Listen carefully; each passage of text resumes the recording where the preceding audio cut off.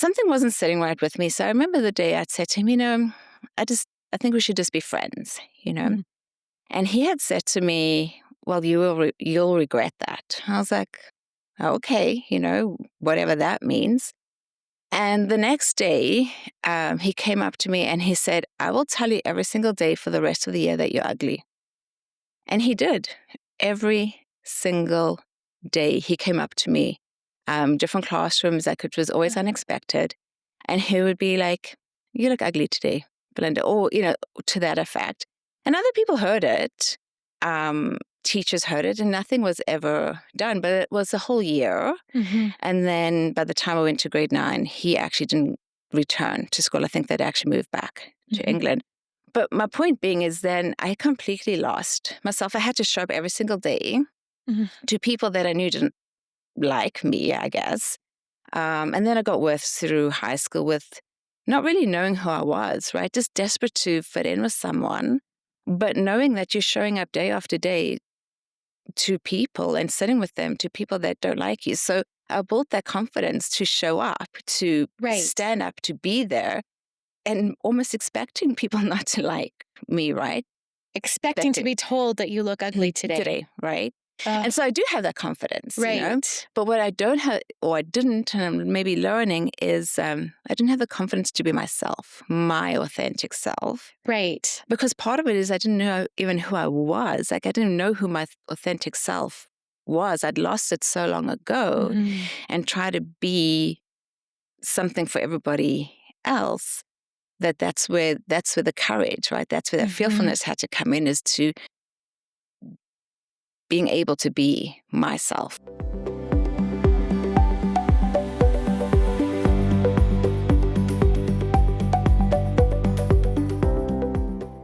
Welcome to Hear Me Out with Belinda.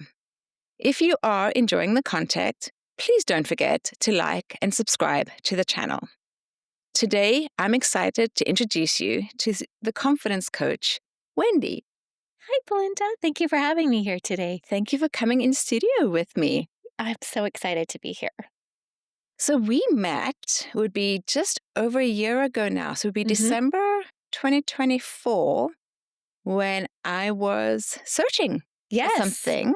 I knew I needed something, and I had Googled, and I don't know if it was from fearful to fearless or it came up as a confidence coach, but you are local to Okotoks, and I signed up for your program. I was so excited to have you sign up for that program. You didn't really know what you were signing up for. And once I sent you the information about fearful to fearless, you actually contacted me to say, I don't know if I'm in the right thing because I'm not really a fearful person. You're a confident woman. I don't think that people would think that you need a fearful to fearless program, and you didn't think you needed it. And I said, if you'll just trust me, I know from our little chat that this would really benefit you. And maybe I need to change the name of it, but I feel like it does encompass the journey from not really understanding ourselves to really feeling embodied in who we really are. And that has a different kind of confidence, a real fearlessness. So you stuck it out, and I think you were glad you did.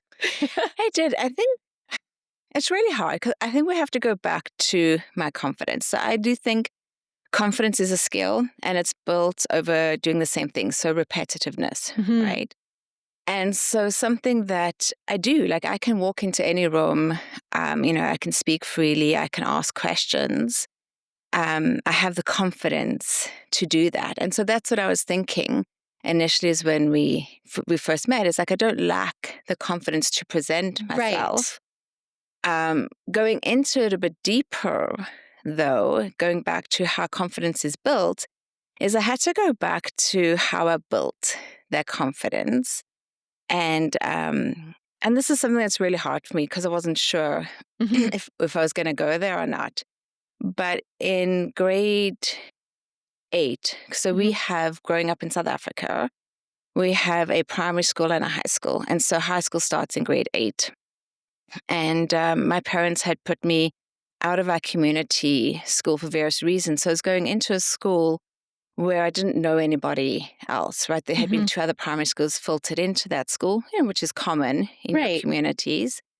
But I'd gone into this school where I didn't know anybody. And within a couple of weeks, I'd had a boyfriend, as you do when you're 12 or, Right. 13.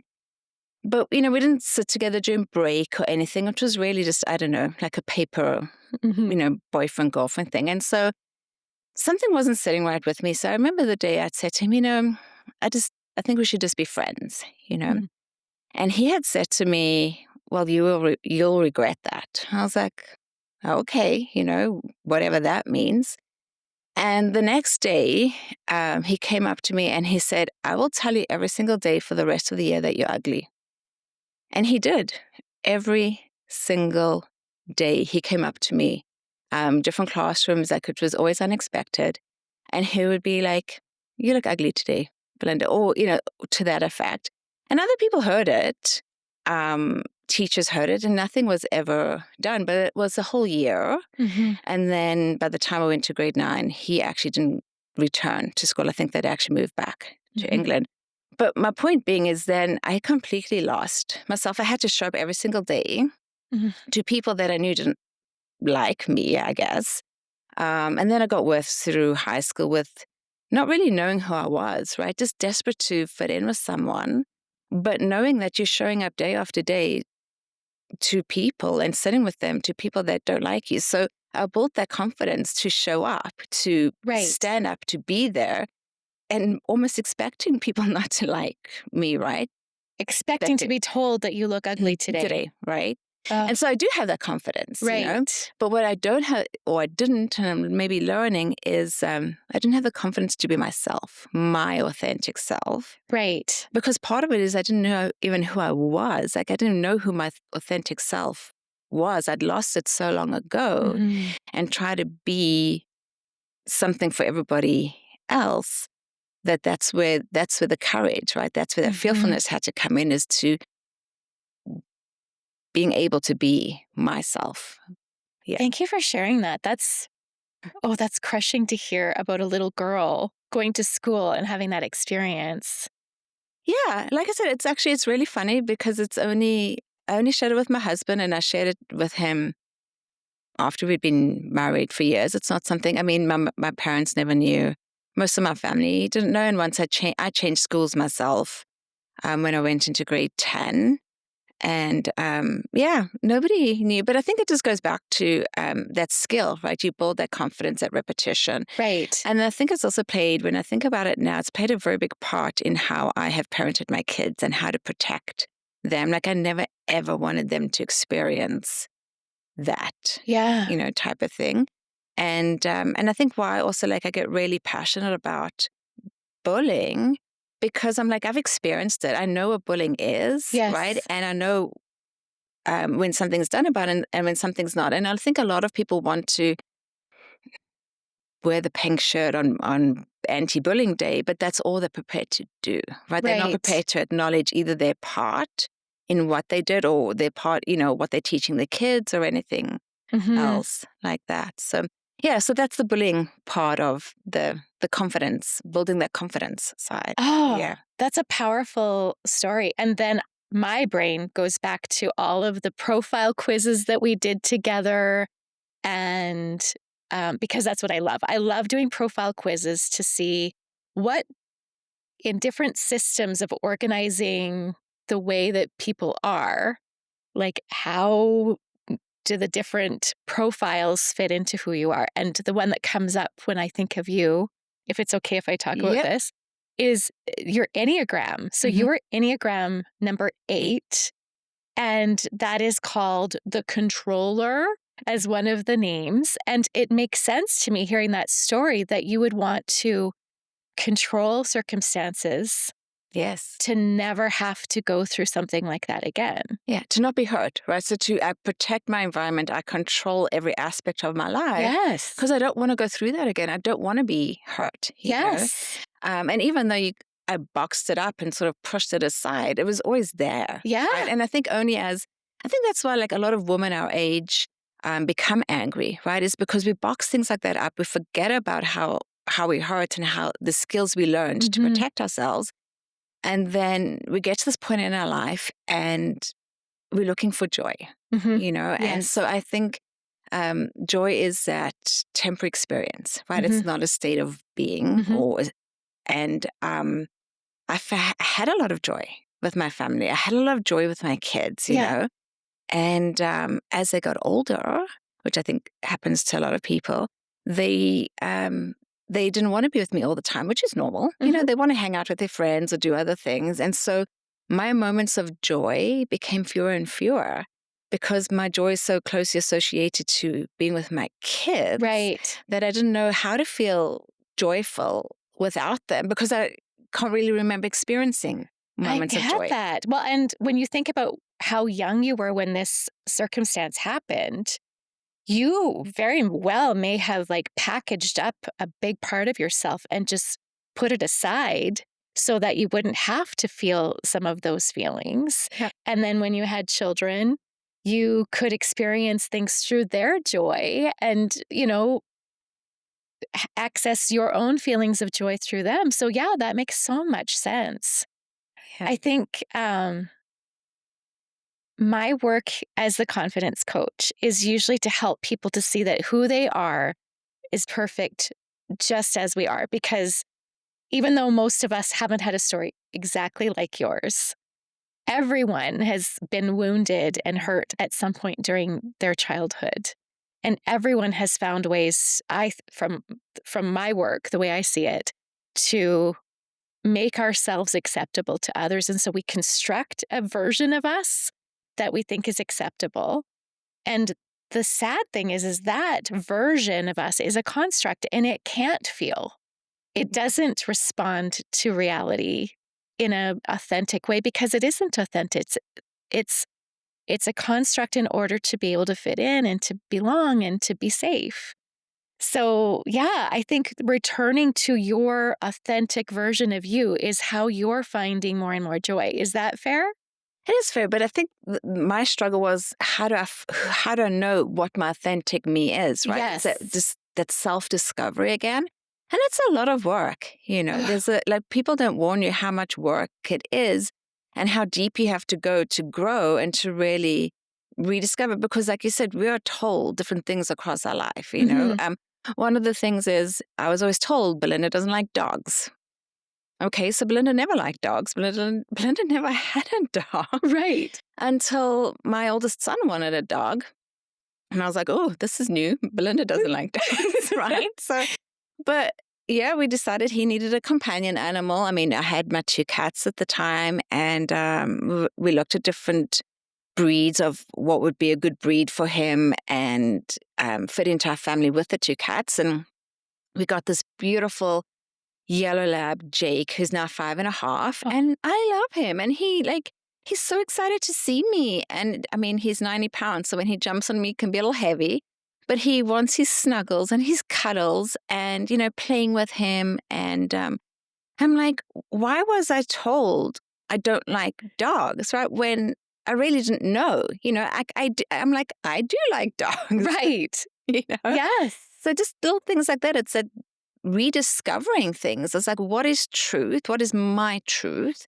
And what was just told to me? What was it is made to believe? Absolutely. And what is my truth in each moment? I Yes. think that's my favorite part of the Fearful to Fearless program. I think it's in session 3.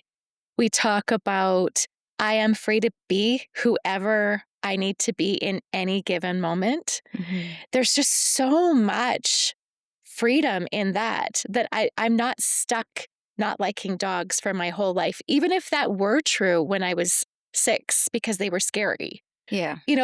When I'm 30, maybe I do like dogs. Maybe it's a different time. Maybe my tastes change for food and for people and for, even political viewpoints, Yeah. etc. Yeah. I think you're right. It can be used for anything in all of our lives. We are free to choose who we are in that moment. And that's actually a really deep sentence because it means that we are free to make new choices and to learn something new and change our minds on things, right? And to grow Yes. and everything. And that's something that I don't think I even really understood before, Right. you know, taking the course Right. with Yeah. you.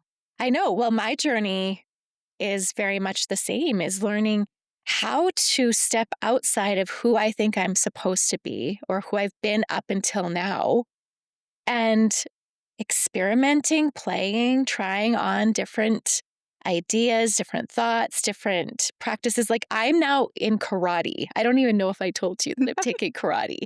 And when I tell people I've been friends with or who've known me for a long time, they usually laugh because it doesn't make sense to who I've been up until now. And it's so fun to do something that is outside of my experiences before. Do I love karate? Sorry, sensei, if you're watching. I don't love karate, but I do love the community. I love moving my body. I love the discipline of learning something different. And how do I know that? I think that's what I love teaching in Fearful to Fearless is it's not something that you go to your brain for. And someone who's very intelligent like you, we usually go to our brain for almost everything. Yes. When we start getting to know who we really are and what we really want, we start going to, I find going to our body is usually the most reliable source. So how do I know I like something or don't like something? Well, I see what the sensations are in my body first, instead of just going, oh, I don't like this, or, oh, this makes me feel sad. Well, how do I even know it makes me feel sad? What am I experiencing physiologically that gives me the information that I'm sad, you know? Exactly. But if you don't sit in quiet with yourself, going back to doing that deep work, or that self-discovery, if you don't allow yourself to sit in quiet, right, you're never going to know. Exactly. And even growing up, sitting down wasn't really accepted. You had to be busy doing something, otherwise you were called lazy and so it was part of my life to always be busy, to always be working, to always be achieving the next goal. Right. And so sitting in quiet wasn't something that I understood or even, wanted to do because it's actually awkward, when you start sitting with yourself for the first time in quiet and asking yourself questions or just letting your mind flow, with the different energies around you. It's uncomfortable. It is uncomfortable. I think about how much discomfort you may have experienced picking up the phone the first time to even call me when you were Googling like life coaches in Okotoks or whatever. It's not comfortable. It's not comfortable. And also, like, I know that in that moment, I did it. And then, like I said, I wanted to backtrack. Right. Yes, of course. and I'm glad that I didn't. It was a very beautiful experience. And I did learn a lot about myself and also just how to keep growing as well, right? Because as we know, the 3-month period or the 12-week course it gives you a good foundation Absolutely. to everything, but we have to keep on putting in the work and maybe, come back to the course in a year or two. I don't know. And it's evolving too. Yes. That's right. Yeah. You also are learning and evolving, how you present things and help people and guide people. And I think, as we grow as people as well on our own journeys, it just sort of comes together. It does. Bit by bit. Well, and I'm curious, can I ask a personal question about what drew you? Like when you decided to call a life coach, what was it that you were experiencing physiologically that made you know, I want to look up a life coach? I think just the fact that I didn't feel joy. Yeah. Which is really sad, actually, because my kids were getting bigger. Yes. They didn't need me as much. Right. And so I felt like I had no joy in my life. Which, if somebody had to tell me I have no joy in my life, I'd feel really sad for them. Right. And I do kind of feel sad for that person over there, but I've been having to teach myself. Yeah, it's been that search for joy. And I knew enough to know that joy is not, like I said, it's not something that you wake up and you have joy, right? It's a temporary experience that you can go back to, and you can, or you can live in that moment. And so people talk a lot about if you not grateful, you can't experience joy. They go hand in hand together, right? So you have to be grateful for the beautiful sunrise to really enjoy watching it, right? So I knew and I understood that, but my joy had been so closely associated with my kids and what brought them joy and those moments with them when they needed me less and less and those moments were less and less. I just felt empty. Yeah. And the absence of joy. Exactly. Yeah, that's a good thing. Yeah. I felt the absence of joy and I didn't know how to find it again. because I didn't even know what brought me joy. Outside of my kids, Belinda didn't like dogs, right? So, Right. like I didn't know. And I'm still discovering it. I still really can't answer it. I can tell you a few things of what brings me joy. Yeah.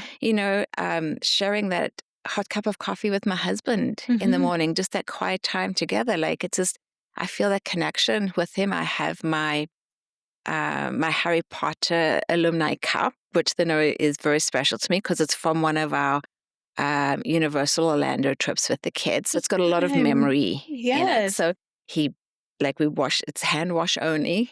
And so it's hand washed every day so that I can have my morning coffee with my husband, and that is a moment of pure Hmm. joy for me, whether it's 5 minutes or half an hour, depending on the day. And then, of course, my girl cat will come and cuddle up on my lap, and I can feel her purr and her warmth. And the dog will jump up and he'll come lie there, and then the other cat will come, and it's like, Hmm. this is joyful. Like I'm grateful for my pets and their love and this moment Yeah. in time. Yeah. And our ability to be able to just sit still and not be called lazy, and Yeah. for it to not be wrong to just do what it is I'm wanting, like Yeah. bringing some silence, a moment of pause, hand washing a cup. Hand washing. Like this brings so much joy. Exactly. And so then going to look for those moments. Okay, what does bring me joy?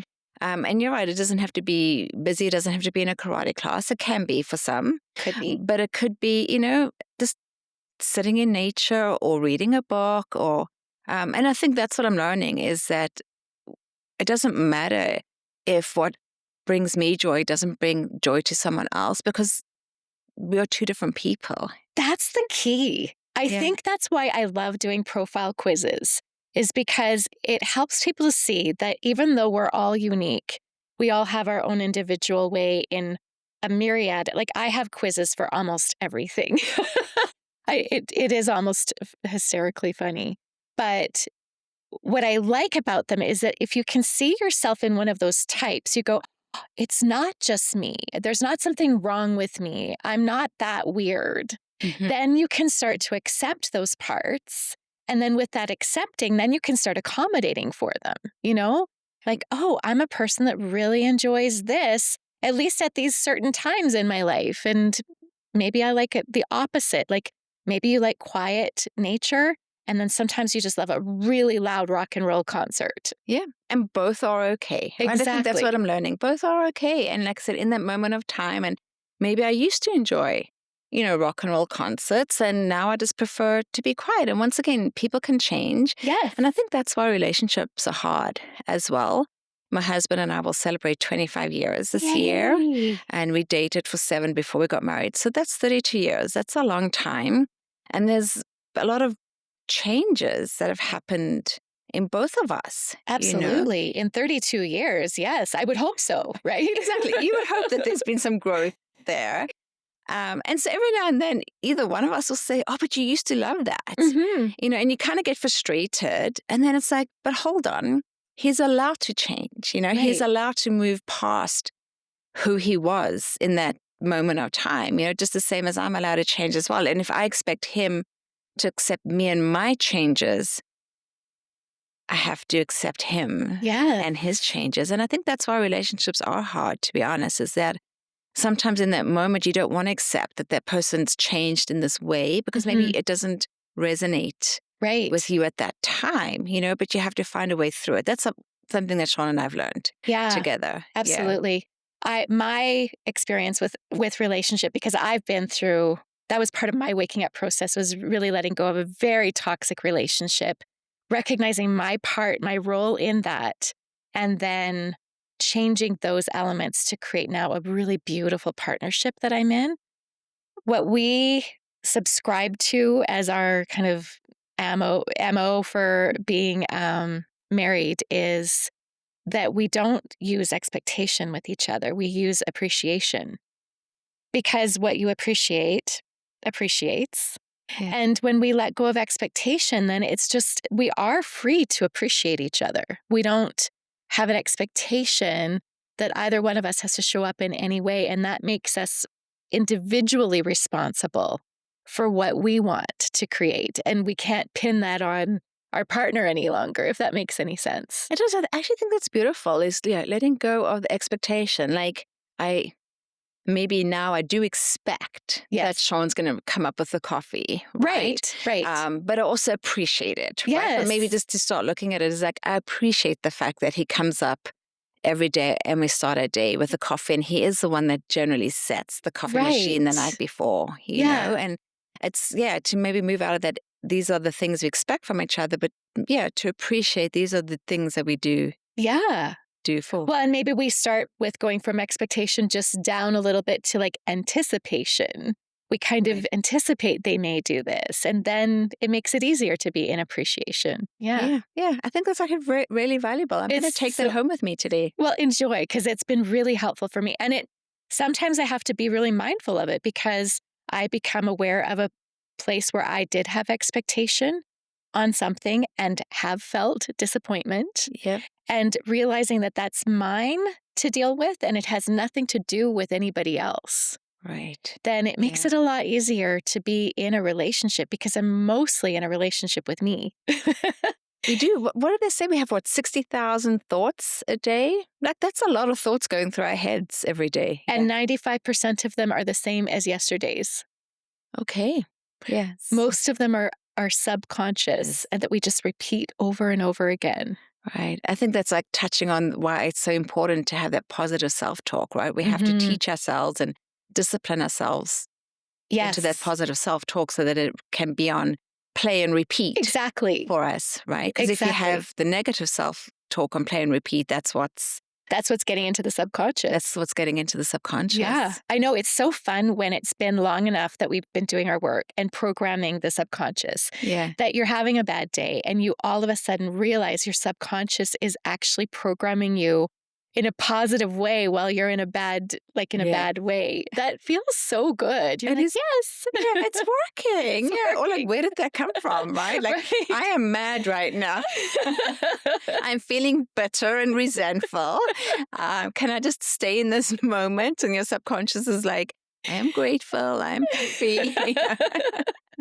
It is. That's when you feel really successful. Yeah. Exactly. Yeah. So what else do you want to share with our viewers about your program? Well, what I'm most excited about right now today is that I'm almost ready to publish a book called Web of Reality.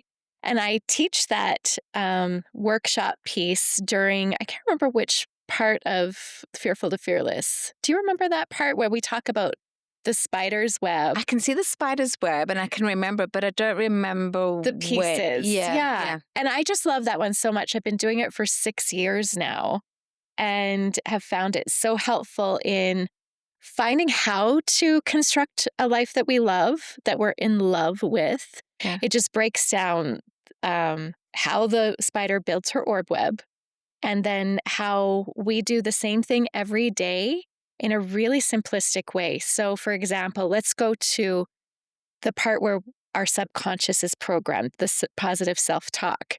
That is phase 6 in the orb web structure. And that's when the spider is basically going around and around, the spiral. And what she says to herself is what I equate that to. So, for instance, if you're saying, this is a great day, I'm excited for what's coming, and you just decide, this is what I want to talk to myself like in between all of the things I'm doing, or, in between client appointments, going, I'm so grateful for my clients. I have the best clients. When you start saying these kinds of things to yourself as you're going about your day, those are the things that are going to get into your subconscious and come back to you. So we talk about in the Web of Reality how every tiny thing that we do throughout our day is constructing a life.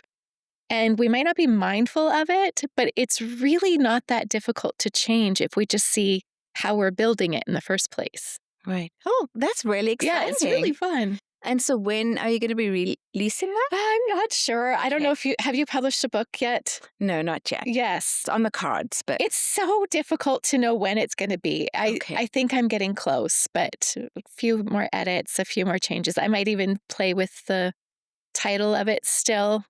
Hasn't quite landed, but in the next few weeks. That's very exciting. And you still run the From Fearful to Fearless program. I absolutely You do. Yeah. Okay. Yes, Well, that is good. And you run it for women and men. I do. Yeah. I have my first, I think, man in a group that's going right now. I had Okay. to make sure that the other participants were happy to have a man in there as well. But yes, I do for both. What I really like about this program is it isn't necessarily for women, Okay. but it works really beautifully. Just if you want to get to know yourself, if you want to feel confidence, if you want to build a life that you love that has more moments of joy than not, Yeah. I think that this is I think it's fun way of getting to know yourself, of doing some of the work. Even though it's uncomfortable, I think that this is the most pleasant way of doing that work in kind of, a 9 to 12 week segment. Yeah. Mhm. And I think speaking to it, it was fun, right? I did learn a lot about myself with all the quizzes and everything. So I think, yeah, it was a really great program. I am glad that I stuck with it and I did do the program because it was really beneficial to me It was in my so life. fun getting to know you that way. If you had advice to give to someone who's going, I think I might want to look up life coaching. I think I might want to do some work in some way. What would you offer them for advice? Just do it. If you're thinking about it, there's a reason you're thinking about it. It's meaning there's something's not necessarily missing from your life, but something's missing inside you and you're searching for an answer. So whether there's a deeper part of your awakening or, whatever it is, do it, Hmm.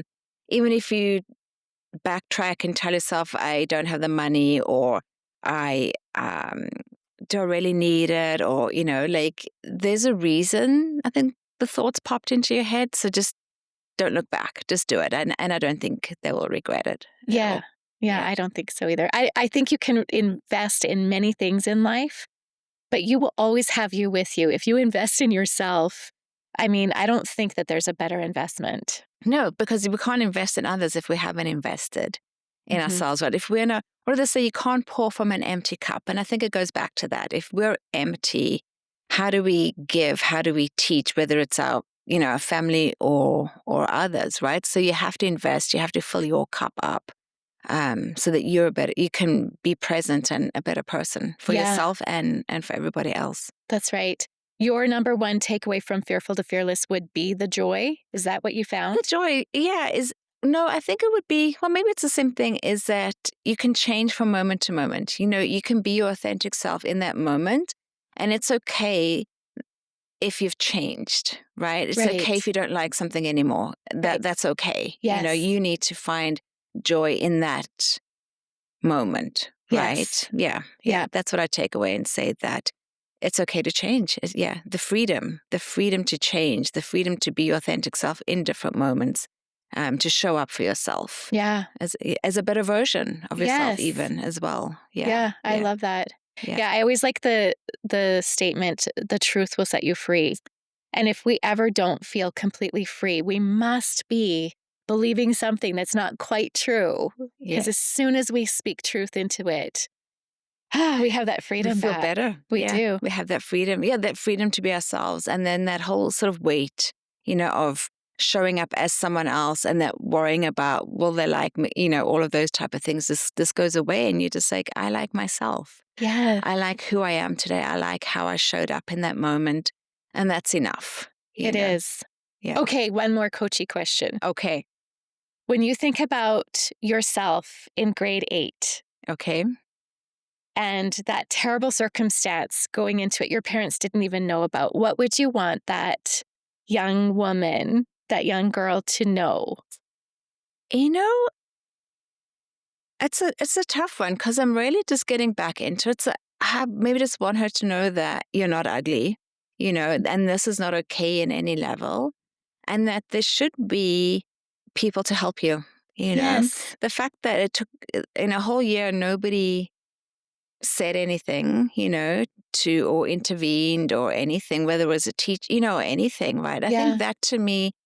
Um, I think that to me is actually hard as well because I feel like I mean, I know that the person coming to save you is you, so the person that's coming to save you is the person looking back at you in the mirror. And I know Yes. that. Yeah. But I also feel like in those circumstances, when you're 12 or 13, I'm pretty sure school and teachers have a responsibility to Mhm. help, and that they didn't. And I think maybe that's part of, I mean, I'm going off on a different tangent now, but that's part of why I don't have a lot of respect for authority, looking at Right. whole different things, is because what did authority do to help me? When I needed help, Yes. they were not there, Yeah. right? So there's all these different angles to look at. So if you could go back as an adult now, as the authority for your younger self, what would you do?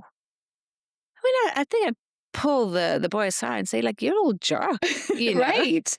Um, like, you don't have the right to say that. And also, like, what is so bad in your life? Mhm. Right? Because I also think, what is so bad in your life that you want to treat another person like that? Have you been seeing your dad do that to your mom or something? You know what I mean? Like, why do you feel like that's acceptable Yeah. behavior? Um, and then just tell that person, you know what, like, let's move you. Maybe this isn't the right school for you or the right class to be in.